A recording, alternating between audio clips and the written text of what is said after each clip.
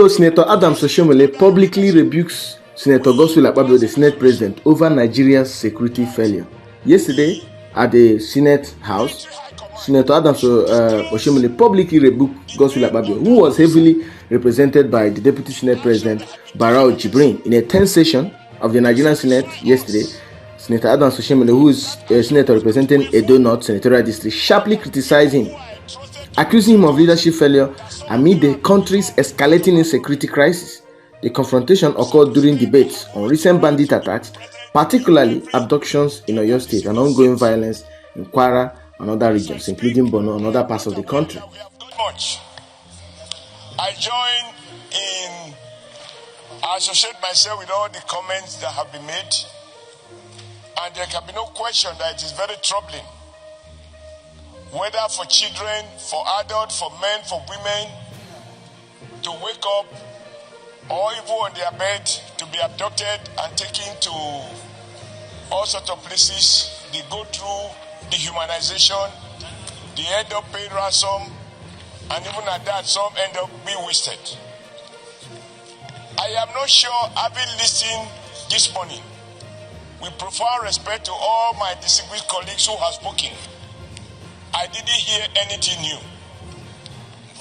We have competed for change of words to condemn, to denounce, to lament, to regret, to worry aloud about all of these things. And on each occasion, there are consequential prayers that this Senate has had to make. What I want to say this afternoon with profound respect is that it doesn't appear to me that we have carried out audit. By this I mean to refer to each of those resolutions that we have passed in the past, to ask ourselves, as a consequence, what specific actions have been taken based on those resolutions. If past resolutions did not change anything, why should we believe that today's own will be different? And if today's own will not be different, why should we waste our precious time on it? I want to draw your attention, Mr. President, to one particular one, because everybody in Nigeria must be accountable, whether you are under arms or you are armless. We all admitted we were shocked about one kidnapping that took place in Kebbi, and it was reported, and the governor of Kebbi State cried aloud that military personnel that were in that particular school were ordered to be withdrawn. And about 40 minutes later, the kidnappers came and cut away about 200, I can't remember exactly the number of children. This Senate, under your leadership, we passed a resolution that the military high command should disclose the name of that officer, the action that had been taken against him, to satisfy us that that action was not willful, or that people who are entrusted to protect us, that some of them have not become part of our problem. Mr. President, I have always tried to be present in every day that this Senate sits. As I speak, I am not aware that we have gotten a response to that simple inquiry. If the armed forces is not accountable, if we do not carry out due audit and oversight on resources that we have all been blackmailed to appropriate to protect Nigeria, and we come here lamenting that the things is now taking over the country, I think we need to do more than that. We need to carry out security audit. Money appropriated. Who got what? How was it used? And I still insist that this Senate is entitled to have a reply to the question we unanimously ask. Who withdraw those people for the children to be carted away? You have 1 second. Now, if that was done, maybe these other ones now may not have happened. I associate myself with whatever we feel we can do, but I believe that anytime we pass a motion, we are entitled to know the feedback arising from the response of the appropriate agencies that the motion is directed to. Thank you for your patience. On the other hand, Senator Sani Musa wants Tinubu. He said Tinubu must call the military to account for all the money. It is high time they tell us where all the resources this house has been budgeting for them. It is high time now that Mr. President, in his wisdom,